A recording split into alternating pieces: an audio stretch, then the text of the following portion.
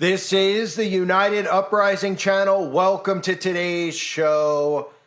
Google knows that a big event is coming in 2024. In fact, they've sent this letter out to advertisers on YouTube, and they've also let people who have YouTube channels know that they're going to be changing their community guidelines in the future. Specifically in February of 2024, where Google will update the inappropriate content policy to clarify the definition of sensitive events. So for those of you that don't know, Google constantly updates their inappropriate content policy to tell people out there that they can and cannot talk about certain topics. Now, obviously, I've dealt with this over and over and over again. In fact, I don't even know how many times they've done this. It just continually happens. And then when you go and read the fine print, just like anything else they do with these little things in fine print that nobody actually reads, they tell you, hey, you can't talk about this topic.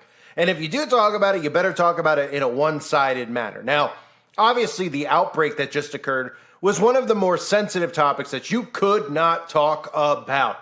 And if you did talk about it, even if you were pro that, the algorithm, which is fed keywords and images and articles that have keywords in it, so it reads these things just automatically and flags videos. That's what I've been dealing with for years. So when you hear about a sensitive event that's coming, this just tells us specifically twofold that they know of something that's coming ahead of time, because the algorithm is going to have this fed into the algorithm beforehand. So say there's an event that occurs that's like the 11th day of September.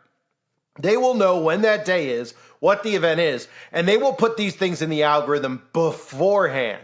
So when this event does actually happen, the day that it happens, if you even try to debunk it or think you can debunk it, they will flag it for sensitive activity, or a sensitive event, I should say, as inappropriate content. This is how they monitor what we can and can't talk about. All these events that occur are scripted ahead of time. They are pre-planned events. Most of the time, like I've covered over the years, and I still cover over on the website, most of the time when any of these big events actually occur, there's usually a drill going on at the same time or a simulation at the same time. Like the 11th day of September, there was an actual simulation going on at the same time. And they were like, well, we thought that it was part of the drill that we were running. We didn't even know it actually went live, because these drills actually do go live. The same thing happened in Boston during the marathon that occurred there. The same thing seems to conveniently happen at all these schools when events go down. What happens? Well, they tell us that they're running an active drill at the same time that these events go on, because they're all scripted. So let's read between the fine lines here. Then we'll go over the possible things that could occur. Dear advertiser, in February of 2024, Google will update the inappropriate content policy to clarify the definition of sensitive events. A sensitive event is an unforeseen event or development that creates significant risk to Google's ability to provide high quality, relative information and ground truth, and reduce insensitive or exploitative content in prominent and monetized features. During a sensitive event, we may take a variety of actions to address these risks. Examples of sensitive events include events with significant social, cultural, or political impact, such as civil emergencies, natural disasters, public health emergencies, terror, and related activities, conflict, or mass acts of violence. So they're letting us know of a potential false flag that's going to be occurring that will automatically be flagged by the algorithm as a sensitive event. The video will likely not just be demonetized, it'll be removed off of the platform, because they don't want anybody talking about these events when they occur, except for the people on the mainstream media. You know, the journalists who are told, we're told no more than we know, right? So if an event happens in real time, why are people like us not allowed to look at these events and break these events down? Why is it only the people on TV? What more do they know? Well, they know the narrative, of course, because how are they going to tell us, well, they're journalists, they've studied this, they know this, or they know that, when they're just giving an opinion if something's happening in live real time, right? They're supposed to be looking, going, oh my goodness, this just happened here.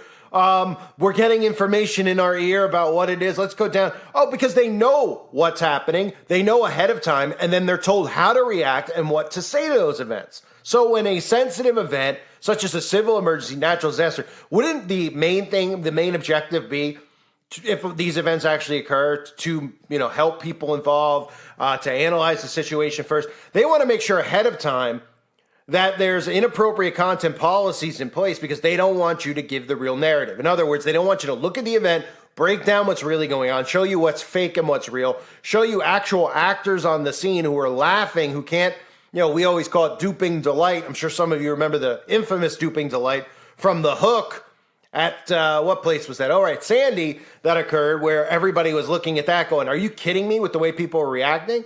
That's where duping delight really became famous. Then, of course, we saw duping delight over the years at so many of the events with schools. They just can't help themselves with their duping delight. So they don't want us pointing out duping delight. They don't want us pointing out how fake the actual events look, right? Which is really what happened with a couple of years ago. They ran everybody off the internet because everybody was exposing all these events, how fake they were. There was numerology tied into the events. There were actors tied into the events. There was immediate, something happens at a school and you're talking to victims' parents, and within 5 minutes, instead of even mourning their child, they're talking about grabbing those things that go bang, bang out of everybody's hands and saying we need new laws passed because it's so fake. It's unbelievably obvious to anybody out there with discernment. So they don't want people like us actually talking about these events, because what happens is if somebody out there sees an event occur and maybe they see one of these actors on screen, they Google it or they YouTube it and they want to see what people are talking about.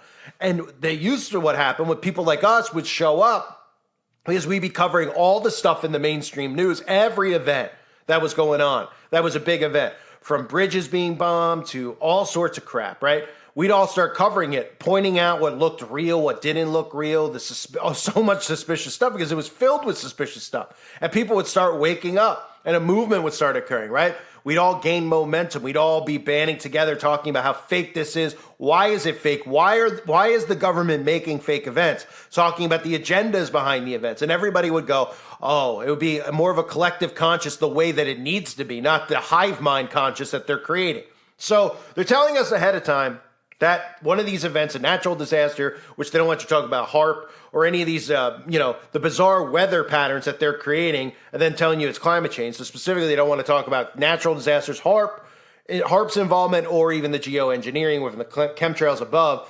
Civil emergencies, public health emergencies, which means you can't talk about any of the next waves of outbreaks, any act related to terror or mass acts of violence, which would all be staged by the CIA. So it goes on to say examples of what we prohibit: products or services that exploit, dismiss, or condone the sensitive event, including price gouging or artificially inflating prices that prohibits, restricts access to vital supplies, sale of products or services which may be insufficient for the demand during a sensitive event, using keywords related to a sensitive event to attempt to drive additional traffic. So that's one of the problems that I run into now with building my channels out, is that I can't use the keywords, which is one of the, people are like, well, some people are like, how are you still on YouTube? Like, I don't know. When you make 100+ channels, that's how you're still there. I mean, they literally can't arrest you for making new channels, so they do everything they can to prevent you from making new channels. Now, of course, I'm a brand new YouTuber, wink, wink, so I don't want anyone to think that I'm not. That's why I constantly say things like that, so the stupid computer could just read it that way, right? And luckily, I don't show my face, so it makes it even easier for me to constantly build them out. But it's hard.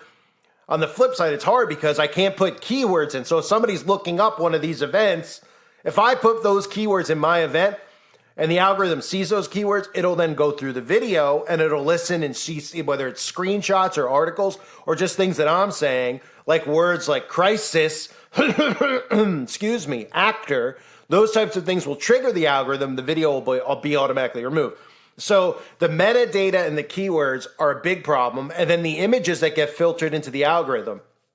So for example, if they have a news story out there that they know people are going to be suspicious of, they feed that news story into the algorithm, and they don't want people using any of the images that are in it, or the algorithm it'll trigger the algorithm, it'll see the photographs, like if it's tunnels or something along those lines, and then you will automatically be flagged as well. So using keywords related to a sensitive event to attempt to drive traffic, that's how they get away with it. Right? If they said, oh, if you're giving an opinion that's different than the mainstream media's narrative, people get suspicious. So they say, oh, people are just doing it for clickbait. Right? Like, I love how they use that with clickbait. Like, if somebody clicked, if I was putting in the keywords of an event, then the video was about something entirely different, people would just click off. It wouldn't even matter. They don't want a different narrative out there because they don't want the truth revealed, even though And the top of this entire thing, they say ground truth. Can't make it up. More like grounded truth, right? Truth that, is formulated truth, really. So the last thing here is claims that victims of a sensitive event were responsible for their own tragedy or similar instances of victim blaming claims that victims of a sensitive event are not deserving of remedy or support. Claims that victims from certain countries were responsible or deserving of a global public health crisis. Sincerely, the Google Ads team. So let's read between the lines there. Claims that victims of a sensitive event were responsible. So attacking themselves, which is this is obviously pointing to two things. One, it's talking about crisis acting. And then number two, it's talking about some of the stuff in the Middle East. Because, people over there that are claiming to be victims, right? We have people who are always claiming to be victims who aren't really victims. So they don't want you to say that they're not victims, in other words, because they're the ones responsible for everything. The ones who claim and cry victim are usually the ones responsible. And there's really only one group of people that claim victim 24/7 that you can't ask questions about. And if you do, you're labeled something anti, and people actually will take away your speech and try to throw you in a prison cell in a lot of countries, soon to be here in America as well. So this is from Google. Obviously, they know a sensitive event is coming in the future because it's a scripted event. All of these events are scripted events. Nobody's suspicious as to why they're changing their policies coming up here, because they know something's coming ahead of time, and they're telling people out there, your advertising or your channel or etc. will be removed if you talk about one of these actual events. So it scares people away from actually discussing these natural disasters, these public health emergencies, these mass acts of violence, because, when they hear Google say that they're going to shut them down, then they go, well, I don't really want to talk about it. And that's obviously, like I said, what I've been dealing with years. So they're telling you in February 2024 that these are going to be the new things. The algorithm obviously has already been trained, because another thing most of you need to know is that there is barely any human beings over at Google anymore. Barely any. Everything goes through an algorithm. How do I know? Because I've been doing this a long time. Okay? And I could see which videos are getting strikes and which aren't. And I could tell that there's certain things involved, because some of the videos that I'm getting strikes on are videos that most people go, why would that get a strike? Whereas we all have been trained now to know, well, if we talk about the outbreak that just occurred, we're automatically going to get one. If we talk about putting something in our bodies that they want to put in our bodies, we're all going to get a strike, right? So by default, right, you know that you can't talk about those topics without getting a strike. So then there's other things that I put up, and I'm like, why would this get one? Why would it get one on this channel versus another channel? Why would it do that there? Why would it do it here? The algorithm is a complete mess, but it's completely run by automation. It's completely run by a computer. And then if you appeal these types of things, it goes to a human being. It takes literally forever to get a human being to respond. Now, we all know if you actually message any of these people on YouTube, you have to have a channel that's in the YouTube Partner Program to get any assistance, which is another reason to be in the YouTube Partner Program. I've always talked about why it's important, because you can't get new subs unless you're in the Partner Program. Because when you're in the Partner Program, they deem you as content that's appropriate. So they'll let your channel flow in the algorithm so new people can find it, in my case, right? If it's not in the YouTube Partner Program, it's a shadow ban channel by default. It means that they don't deem it as a good channel. They don't deem it as the type of content they want to promote. So nobody will find the channel. That's what they do. So you need to be in the YouTube Partner Program. You have to be in it if you want your channel to grow. And I only want my channel to grow because I want new people to wake up, because I'm trying to fight this war. And it's an information war. It's a war on the mind, right? If I was looking to be famous, I could do many other things if I wanted to and show my face, etc. It's about getting information out. So Google obviously knows in the year 2024, okay, something is coming. And they've told their algorithm, they've trained their algorithm, and whatever this event is, I guarantee you that it already knows. And when you put those keywords in, which is a warning to other channels out there, don't use the keywords of these events or try to be as cagey as you can to get around them. All right, that's the only reason I have some videos even up about what's going on in the Middle East, is because I don't say a specific word. I call them something else. And I don't put any metadata in there, and I don't put any keywords in there. And my title is usually something that's broad. So somebody sees the title, they're like, I don't even know what he's talking about. Then they click and they're like, oh, okay. Right?